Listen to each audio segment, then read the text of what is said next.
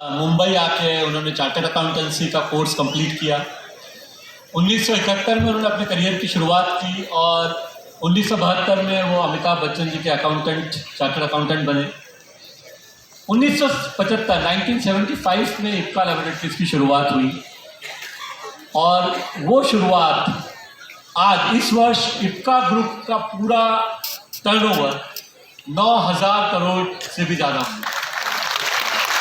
तो मात्र 50 लाख से शुरू हुई शुरुआत 9,000 करोड़ का एक बिजनेस एम्पायर बन गया है। और इसके लिए माननीय गोधा सर ने बहुत मेहनत भी की है। उनके कुछ प्रिंसिपल्स हैं जिसको उन्होंने फॉलो किया है और हमें बहुत फक्र है, बहुत गुमान है इस बात पे कि हम ट्रॉफिक वेलनेस इक्का परिवार का हिस्सा है। इक्का की सभी सब्सिडीज में ट्रॉफिक वेलनेस है और इस समय 79 वर्ष की उम्र में भी जो एनर्जी लेवल, जो जिस तरह का उनका दिनचर्या है, रोज सुबह वो ऑफिस जाते हैं, 10 से 6 वो ऑफिस में रहते हैं और अभी भी जब हम उनको देखते हैं तो प्रेरणा मिलती है कि कैसे किसी में इतनी एनर्जी हो सकती है। इतना सफल होने के बाद भी नई चुनौतियों को स्वीकार करना उनका हमेशा फोकस रहता है। वो अभी भी ऐसा कहते हैं या हम ऐसा उनसे कई बार सुनते हैं कि कैसे कहूँ कि थक गया हूँ मैं, पता नहीं कितने लोगों का हौसला हूँ।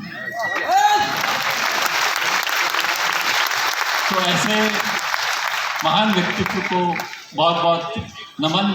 आज दोपहर के सेशन में गोधा सर पर्सनली प्रेजेंट थे। किसी कारणवश वो अभी यहाँ पे आज अटेंड नहीं कर पा रहे हैं। उनके बिल्डिंग में किसी का देहांत हो गया, इसलिए उनको वहाँ जाना पड़ा। तो उनका वीडियो जो दोपहर को हमने शूट किया था, उनका जो विचार उन्होंने हमारे साथ शेयर किए, कैसे हम इस बिजनेस को आगे ले जा सकते हैं, आइए हम देखते हैं उनका।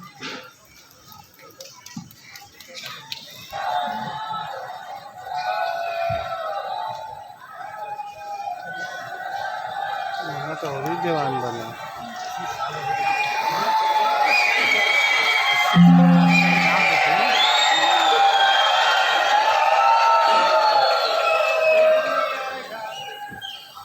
मिलिंद जी ने मेरा परिचय तो आपको बताया, लेकिन कुछ ज़्यादा ही बोला है उन्होंने।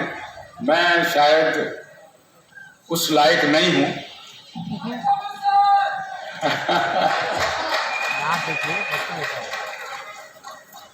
सबसे पहले तो मैं आप सबका यहाँ पे स्वागत करता हूँ और मेरी शुभकामनाएं पहले दूंगा कि आप सब लोग जो यहाँ आए हैं एक उद्देश्य लेकर के खड़े हुए थे कि हमें न्यूट्रीचार्ज वुमन का minimum figure month after month achieve करना है, जिससे हम एक ऐसी जगह पहुंच जाएं जहां कुछ सीखने को मिलेगा। तो वो आपका पहला सबसे बड़ा अचीवमेंट है। इसलिए मैं आपको फिर एक बार शुभकामनाएं देता हूं और इसके लिए तालियां।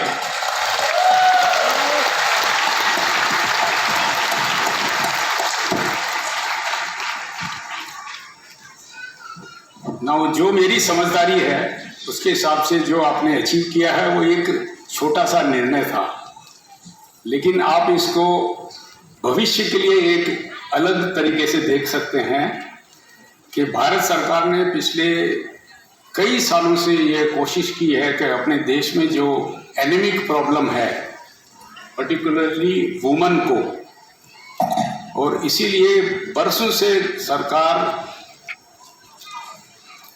फेरस सल्फेट का प्रोडक्ट और फेरस के प्रोडक्ट जिसको हम आयरन की गोलियां बोलते हैं, वो फ्री बांटती है सारे हॉस्पिटल्स में, इंडिया के सब गांवों में, शहरों में। लेकिन किसी कारण से वो प्रोडक्ट सक्सेसफुल नहीं हो पाता है क्योंकि उसके कुछ साइड इफेक्ट हैं। तो मालूम तो सरकार को है, लेकिन सरकार के पास में आगे सोचने को ये नहीं है कि हम इसका समाधान कैसे निकालें। और दवाइयाँ जो समाधान है वो जब बीमार होता है आदमी तभी दवाई लेता है, जब स्वस्थ होता है तब दवाई नहीं लेता है। तो जब हमने पाया इस प्रोडक्ट में कि ये प्रोडक्ट सिर्फ एक हेमोग्लोबिन बढ़ाने के लिए नहीं है, लेकिन इसमें जितने सारे तत्व मिला गए हैं जो हमारे शरीर की ज़रूरत है, और ज़रूरत मालूम है लेकिन हम कैसे लेवें, चाहे वो उसके विटामिन्स हों, मिनरल्स हों, एंटीऑक्सीडेंट्स जो इसमें हैं और भी जो चीज़ें हैं, तो ये है सब छोटी मात्रा में। और हमारे को शरीर को जो ज़रूरत है वो छोटी मात्रा में ही ज़रूरत है, लेकिन हमारे खाने से मिल नहीं पाती है। और क्योंकि ये मिलती नहीं है इसलिए ये सप्लीमेंट्स लिए जाते हैं। तो ऐसा नहीं है कि सप्लीमेंट इंडिया में जानकारी बढ़ी है, इसकी सबसे बड़ी जानकारी सबसे पहले जापान में हुई थी कि इसकी बहुत ज़रूरत है, और जापानीज लोग हाईएस्ट कंजम्पशन करते हैं सप्लीमेंट्स का, और इसीलिए उनकी उम्र आज की दुनिया में सबसे अच्छी और स्वस्थ रहते हैं। और फिर ये अमेरिका में गया, यूरोप में गया, और अभी इंडिया में तो शुरुआत भी नहीं हुई, ऐसा मैं बोल सकता हूँ। आपकी जानकारी के लिए सिर्फ इतना बता देता हूँ कि जो सप्लीमेंट्स हैं ये फार्मास्यूटिकल से भी बड़ी इंडस्ट्री ग्रोथ हो रही है।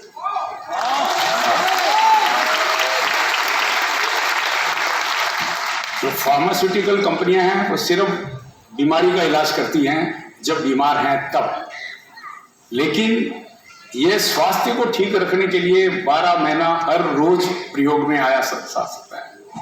और उसका सिंपल एक आपके सामने उदाहरण है, वो है मिस्टर गोदा।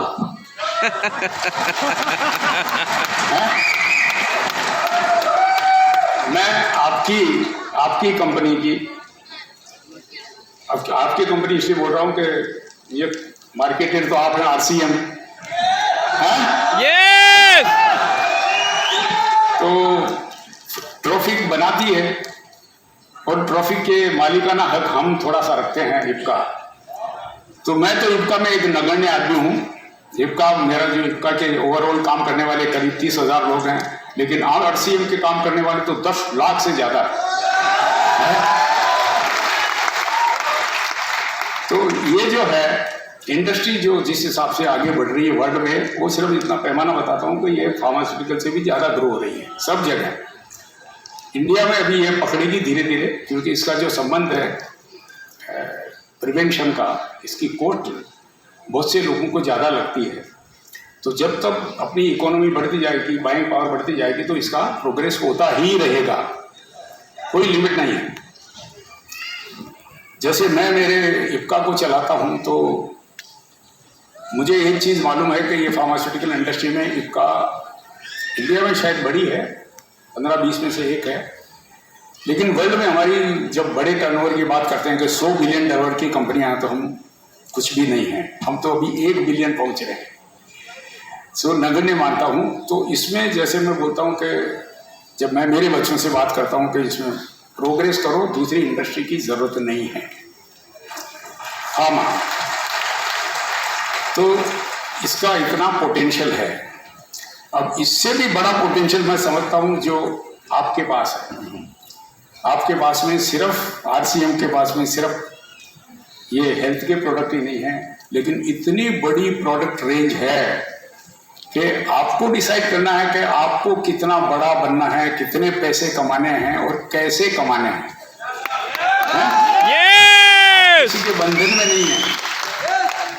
मेरे यहाँ पे जो काम करते हैं इफ्का में, वो सब मेरे यहाँ पे नौकरी कर रहे हैं।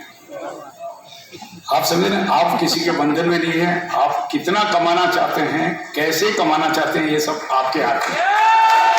यस। इसका मतलब मैं सही बोल रहा हूँ? एकदम। बहुत अच्छा। तो आपके हाथ में इसलिए बोल रहा हूँ कि इतने प्रोडक्ट हैं। अब आप बोलेंगे ऐसे प्रोडक्ट को हम कैसे बेचें? हमको साबुन भी बेचना है, तेल भी बेचना है, हेल्थ के प्रोडक्ट भी बेचने के हैं, स्टेशनरी भी है, मतलब करीब 500 प्रोडक्ट होंगे। हाँ, तो इसको जो है वो जो समझदारी जो बढ़ानी की है आप लोगों को, पहले ये समझदारी बढ़ानी है कि मैं किसको बेचूंगा। तो जो आपका जो सिस्टम है उसके हिसाब से सबसे पहले रिश्तेदार भी हो सकते हैं, दोस्त भी हो सकते हैं, पड़ोसी भी हो सकते हैं, और उसके अलावा आपकी सोच के ऊपर है कि ये मेरा गांव खरीदेगा मेरे से, ये मेरा पूरा शहर मेरे से खरीद सकता है, ये पूरा देश मेरे से खरीद सकता है। क्योंकि आपके बहुत से लीडर ऐसे हैं जो बंगाल के भी लीडर हैं और महाराष्ट्र के भी लीडर हैं और कलकत्ता बंगाल के भी लीडर हैं, है ना, यहाँ बैठे हुए होंगे। तो जो मैं बोल रहा हूँ कि आपकी नियत में पक्का होना चाहिए कि मुझे बड़ा बनना है, और बड़ा बनने की आज की डेफिनेशन सिर्फ पैसा है। दूसरा कोई मेरे जैसे भाषण देने वालों को कोई बड़ा नहीं बोलता है, क्योंकि वैसे तो अगर टीचर सभी लोग अपने स्टूडेंट्स को पढ़ाते हैं, उनको तो कोई बड़ा बोलता नहीं है। बड़े प्रोफेसर हैं, आज IIM के प्रोफेसर का नाम पूछेंगे तो आप किसी को मालूम नहीं है, जबकि IIM अहमदाबाद को बोलेंगे अरे वहां का MBA कमाल का है, नंबर 1, लेकिन एक प्रोफेसर का नाम बताओ IIM का तो बोलोगे हमारे को क्या संबंध है उसका। सो आपको जो है अपनी इनकम बढ़ाने के लिए मैं कुछ जो मेरी समझदारी है वो मैं बताऊंगा। कि एक तो आपका डेली प्लान होना चाहिए कि मुझे कल क्या करना है, किससे मिलना है, क्यों मिलना है और क्या मैं बेचूंगा। ये आपका हर रोज का निर्णय होगा, हर रोज का। तो ये तो आपने निर्णय किया है और उसी की शाम को आपका एनालिसिस होना चाहिए कि मैंने ये किया है कि नहीं किया। वही आपका आगे का भविष्य लिखता जाएगा। हर रोज आप अगर अपनी एनालिसिस बराबर करेंगे कि जो मैंने आज विचारा था कल के लिए और कल मैंने किया या नहीं किया, नहीं किया तो क्यों नहीं किया, किया तो मुझे क्या फल मिला, क्या शिक्षा मिली, जिससे भी मिले हो, चाहे रिश्तेदार से मिले हो, जानकार से मिले हो, जिससे भी मिले हो, क्योंकि आपने डिसाइड किया है किससे मिलने का है। तो आपका रिव्यू आप खुद करेंगे। समझ में आ रहा है आपको? आपका लीडर आपका रिव्यू नहीं करेगा, आपको खुद को अपना रिव्यू करना है कि मेरे को जो करना है। क्योंकि आपका लीडर तो आपको जब बताएगा कि ये कैसे चलो, जब पूछोगे तब बताएगा। तो ये एक दिमाग में रखोगे कि हम अपने लीडर से क्या पूछें जिससे हमारे को और अच्छी प्रोग्रेस हो, जो हमको समझ नहीं आता वो हमको बताए, और बाकी हमने जो हमारा निर्णय किया वो हम काम करते रहें। फर्क सब में अलग मिलेगा, कोई ज़्यादा करेगा कोई कम करेगा, वो सबका खुद का मामला है। मैं मेरी कंपनी के कुछ उदाहरण रख सकता हूँ इप्का के, कि इप्का मैं पिछले 50 साल से चला रहा हूँ और ये जर्नी है 150 आदमी से लेकर के इप्का के अंदर, इप्का ग्रुप में अभी करीब 30,000 लोग काम करते हैं। अब मेरे पास में एक ऐसा हीरा है जो अकेला एक लड़का फार्मास्यूटिकल प्रोडक्ट्स में 6 करोड़ रुपए का एक साल में माल बेचता है लास्ट ईयर, और एक लड़का जो है वो 5 लाख का बेचता है। कितना बड़ा डिफरेंस। ना ये डिफरेंस आपके यहाँ पे भी मिलेगा कि बहुत हैं जो आज बड़े बड़े लीडर हैं जिनका करोड़ों का क्रेडिट मिलता है, हैं? और एक है मैं स्ट्रगल कर रहा हूँ कि 5,000 रुपये कैसे कमाऊँ। भगवान ने दोनों को इक्वल अकल दी है, ऐसा कुछ अलग नहीं बनाया है। सवाल है कि मैं अपने लिए क्या कर रहा हूँ, अपने परिवार के लिए मैं क्या सेक्रीफाइस कर रहा हूँ। इतनी मेरी नींद उड़ रही है परिवार के लिए, क्योंकि सबसे पहले तो परिवार है, उसके बाद में पता नहीं आपके लिए कौन है, मुझे मालूम नहीं, सबके अपने उद्देश्य हैं। फिर आता है क्योंकि आप कंपनी के लिए काम नहीं कर रहे, ये पक्का है। कंपनी आपके लिए काम कर रही है, नए नए प्रोडक्ट देती है, प्रोडक्ट में इंप्रूवमेंट करती है, जो भी कुछ अच्छा दे सकती है आपके पास देता है। लेकिन आप सब लोग अपने भविष्य के लिए काम कर रहे हैं। ये आपको पूर्ण जानकारी होनी चाहिए कि हम हैं तो कंपनी है, हम नहीं है तो कंपनी नहीं। समझ गए ना? तो आप खुद अपनी कंपनी हैं, अपनी कंपनी को खुद चलाइए और इसका मजा लीजिए। मैं तो सिर्फ ये प्रिंसिपल समझता हूँ कि आप अपना नित्य कार्यक्रम बनाइए, कौन से प्रोडक्ट बेचने के हैं, उससे आपको कितना पैसा मिलेगा, और ये काम रोज रिव्यू कीजिए। बस आपको सफलता मिलेगी ही, क्योंकि वो आपका निर्णय है, आपका लक्ष्य है, किसी दूसरे का नहीं है। तो आज के लिए मैं सिर्फ यही समझ के आया हूँ कि अगर मुझे बताने को तो बहुत कुछ हो सकता है, लेकिन उससे फायदा किसी को नहीं होगा। फायदा ये होगा कि मुझे क्या बेचना। न्यूट्रीचार्ज वुमन जो है वो हमने क्यों सेलेक्ट किया आप लोगों के लिए, क्योंकि इसका हर गरीब को तो सबसे ज्यादा जरूरत है, क्योंकि वहां ही सबसे ज्यादा हेमोग्लोबिन, क्योंकि उनको फूड ही पूरा नहीं मिलता है। तो ये आप कैसे बेचें। एक तो बोले कि भाई तू 300 रुपये रोज के कमाता है, 400 रुपये रोज की कमाती है, तो ये सिर्फ 20 रुपये रोज का ही प्रोडक्ट है, ये खाएंगी तो चुस्त रहेंगी, मस्त रहेंगी, जैसे आज मैं मस्त हूं। न्यूट्री चार्ज मैं पिछले 10 साल से रोज खाता हूँ, रोज। बंबई में रहता हूँ तो मैं रोज प्रोटीन का 1 पाउच लेता ही हूँ, आज भी लेके आया हूँ। Nutri charge man, nutri charge woman, और शाम को लूंगा आपका। अभी देखो, मैं तो पानी लेके आया था, मेरे लिए प्रोटीन आ गया। आरसीएम जिंदाबाद, न्यूट्री चार्ज। चलो प्रोटीन पी लेता हूं आपके नाम से।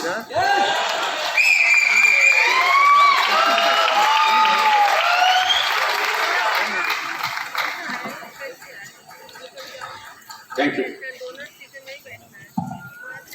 तो ये स्वास्थ्य के लिए अच्छे हैं। और मेरे को अब ऐसा नहीं है कि मैं फार्मा में तो 50 साल से हूँ, और विटामिन की इंडिविजुअली जानकारी मुझे वर्षों से थी, लेकिन जब न्यूट्री चार्ज से जुड़ा तो इसके बारे में, इसकी साइंस जरा समझ में आई। हाँ, ये तो रोज की जरूरत है और नहीं लेते हैं। तो अपने देश में आज की तारीख में जो सबसे बड़ी कमी है कि ये जानकारी जो ड्यूटी है डॉक्टरों की, जो बढ़ानी चाहिए, लेकिन डॉक्टर तो बीमारी को देखता है, हेल्थ को देखता ही नहीं। तो इसलिए वो डॉक्टर नहीं बोलेंगे कि आपको 365 दिन लेना है। लेकिन मेरी खुद की समझदारी बढ़ी, और मैं देखता हूँ कि मैं हमेशा, ऐसा नहीं है कि मैं काम नहीं करता। मैं सवेरे 10 बजे ड्यूटी पे पहुँच जाता हूँ, शाम को 5 साढ़े 5 तक काम करता हूँ। तो ऐसा नहीं है कि मैं छुट्टी लेता हूँ। तो जब मैं छुट्टी नहीं लूँगा या किसी कारण से सवेरे वॉक करने नहीं जाऊँगा, तो मेरे पोते पूछते थे, आज पापा दादा की तबीयत ठीक नहीं है क्या? किसी कारण से नहीं गया। तो ऐसा नहीं है कि मैं वॉक करने बम्बई में हूँ, और मैं 99% रोज सवेरे 6:30 बजे वॉक पे जाऊँगा ही। तो ये कुछ अच्छी आदतें हैं जो सब कुछ डाल सकते हैं। मेरा फिक्स टाइम है उठने का, फिक्स टाइम है सोने का, फिक्स टाइम है खाना खाने का, ब्रेकफास्ट, लंच, डिनर। मेरा डिनर 6:30 से 7 के बीच में हो जाता है। और आप देख सकते हैं कि मैं आज की तारीख में तो स्वस्थ हूँ, कल की गारंटी तो न्यूट्री चार्ज दे सकती है। तो अगेन मेरी शुभकामनाएं आप सबको। ये छोटा सा मंत्र याद रखिए कि मुझे कल क्या बेचना है। बेचने के बगैर सोना नहीं है, तो पैसा आपके हाथ में होगा, बराबर। तो ये मैं आपको छोटा सा मंत्र वापस रिपीट किया, और आपने मेरे को इतना बोलने का समय दिया। आपने जितनी तारीफ करी उसके लिए बहुत बहुत धन्यवाद। नमस्कार।